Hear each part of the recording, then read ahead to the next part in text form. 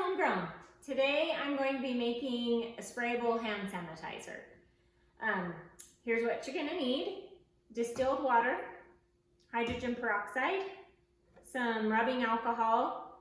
You can use like vodka or other types of alcohol. Just the higher the content of alcohol, the better. This is only 70%. I was unable to find the 99 or whatever. So if you use vodka, make sure it's at least like the 60% proof alcohol. All right, then you're gonna need some aloe vera. I only could find green, so it colors it a little bit.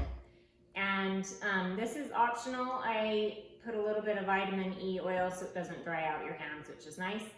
And then a couple of drops of On Guard or some type of essential oils. Eucalyptus smells nice in it.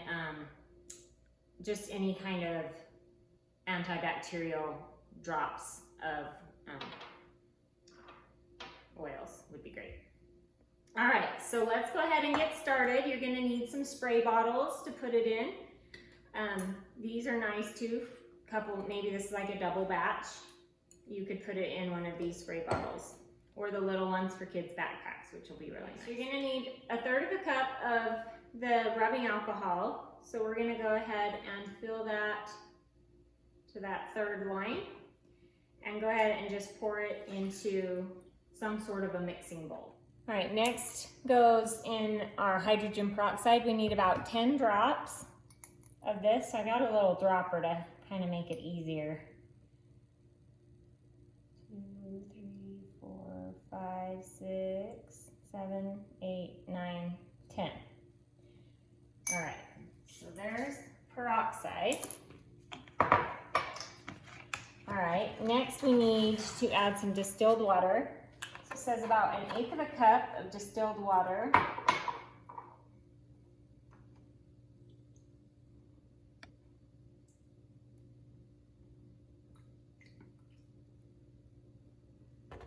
Okay, so 1/8 of a cup of the distilled water.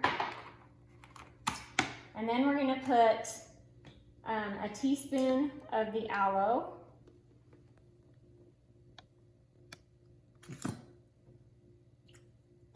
Okay. And then a teaspoon of your vitamin E oil.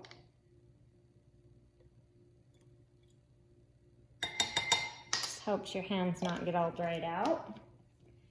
And then a couple of drops of On Guard is what I use. But like I said, there are some other types of oils that you could add. Maybe 2 to 3 drops.